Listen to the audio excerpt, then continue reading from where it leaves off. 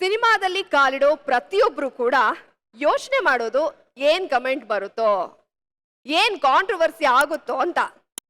ಆದ್ರೆ ಕೆಲವು ಕಲಾವಿದರು ಎಲ್ಲಾ ವಿಮರ್ಶೆಗಳನ್ನ ದಾಟಿ, ಎಲ್ಲವನ್ನೂ ಮೀರಿ, ಎಲ್ಲಾ ಕ್ರಿಟಿಕ್ಸ್ ಗಳನ್ನ ಗೆದ್ದು ಬೆಸ್ಟ್ ಅನ್ನೋ ಅವಾರ್ಡ್ ಅನ್ನ ಪಡ್ಕೊಳ್ತಾರೆ. ಸೊ ಈಗ ಚಿತ್ತಾರ ಬೆಸ್ಟ್ ಕ್ರಿಟಿಕ್ಸ್ ಅವಾರ್ಡ್, ಚಿತ್ತಾರ ಬೆಸ್ಟ್ ಕ್ರಿಟಿಕ್ ಆಕ್ಟರ್ ಅವಾರ್ಡ್ ಅನ್ನ ನೋಡುವಂತಹ ಸಮಯ.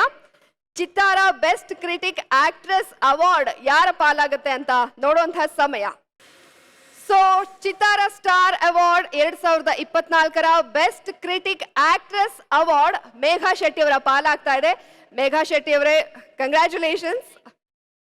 ರೀಲ್ಸ್ ಇಂದ ಶುರು ಮಾಡ್ತೀರಾ, ಅದಾದ್ಮೇಲೆ ಕಿರುತೆರೆಗೆ ಪದಾರ್ಪಣೆ ಮಾಡ್ತೀರಾ, ಅದಾದ್ಮೇಲೆ ಬೆಳ್ಳಿ ತೆರೆಗೆ ಪದಾರ್ಪಣೆ ಮಾಡಿ ಈಗ ಅವಾರ್ಡ್ ಅನ್ನ ಕೈಲಿ ಹಿಡ್ಕೊಂಡಿದ್ದೀರಾ. ಜೊತೆಗೆ ಸಾಕಷ್ಟು ಅಭಿಮಾನಿಗಳನ್ನ ನೀವು ಸಂಪಾದಿಸಿದ್ದೀರಾ. ಏನ್ ಅನ್ನಿಸ್ತಾ ಇದೆ ಈ ಅವಾರ್ಡ್ ಅನ್ನ ಕೈಲಿ ಹಿಡ್ಕೊಂಡಿರೋದು?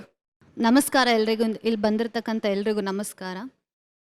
ಮೊದಲನೇದಾಗಿ ನಾನು ಚಿತ್ತಾರ ಮ್ಯಾಗ್ಝಿನ್ಸ್ ಅವ್ರಿಗೆ ಕಂಗ್ರ್ಯಾಚುಲೇಷನ್ಸ್ ಹೇಳೋದಕ್ಕೆ ಇಷ್ಟಪಡ್ತೀನಿ. 15 ಇಯರ್ಸ್ ಆ್ಯನಿವರ್ಸರಿನ ಸೆಲೆಬ್ರೇಟ್ ಮಾಡ್ತಾ ಇದ್ದಾರೆ. ಈ ಅವಾರ್ಡ್ ಕೊಡೋ ಮುಖಾಂತರ ನಮ್ಮ ಎಲ್ಲ ಕಲಾವಿದ್ರಿಗೂ ಕೂಡ ತುಂಬ ಮೋಟಿವೇಟ್ ಮಾಡ್ತಾ ಇದ್ದಾರೆ. ಹಾಗೆ ಈ ಒಂದು ನನ್ನ ಅವಾರ್ಡ್ನ ನನ್ನ ಕನ್ನಡ ಜನತೆಗೆ ನಾನು ಡೆಡಿಕೇಟ್ ಮಾಡೋದಕ್ಕೆ ಇಷ್ಟಪಡ್ತೀನಿ. ಇವತ್ತು ನಾನು ಏನು ಇಲ್ಲಿ ನಿಂತಿದ್ದೀನಿ ಅದಕ್ಕೆ ಮುಖ್ಯ ಕಾರಣನೇ ನನ್ನ ಕನ್ನಡ ಜನತೆ.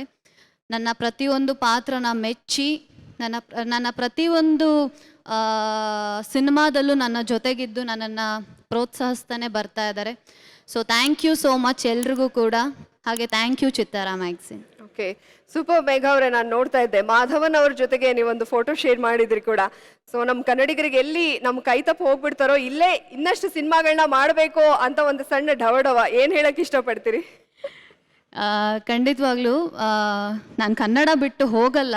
ಖಂಡಿತವಾಗ್ಲೂ ಕನ್ನಡದಲ್ಲಿ ನಾನು ಇದ್ದೇ ಇರ್ತೀನಿ ಅಂತ ಹೇಳಕ್ ಇಷ್ಟಪಡ್ತೀನಿ. Okay, thank you very much. ಇದೇ ರೀತಿ ಗಡಿ ಮೀರ್ ಹೋದ್ರೂ ಪರವಾಗಿಲ್ಲ, ನೀವು ನಮ್ಮಲ್ಲೇ ಇರಬೇಕು. ಬಟ್ ಅಲ್ಲಿ ಯಶಸ್ವಿ ಚಿತ್ರಗಳನ್ನ ಮಾಡಿ ನಿಮ್ಮ ಕರಿಯರ್ ಇದೇ ರೀತಿ ಗ್ರೋತ್ ಆಗಲಿ ಅಂತ ಹೇಳಿ ನಾವು ಕೂಡ ಆಶಿಸ್ತೀವಿ. ಮತ್ತೊಂದ್ಸಲ ಕಂಗ್ರ್ಯಾಚುಲೇಷನ್ಸ್ ಚಿದಂಬರಂ ಅವರೇ, ನಿಮಗೂ ಕೂಡ thank you very much. Praneetha ಅವರೇ, ಥ್ಯಾಂಕ್ಸ್ ಅ ಲಾಟ್. ನಿಮ್ಮನ್ನ ಬೀಳ್ಕೊಡ್ತಾ ಇದ್ದೀನಿ.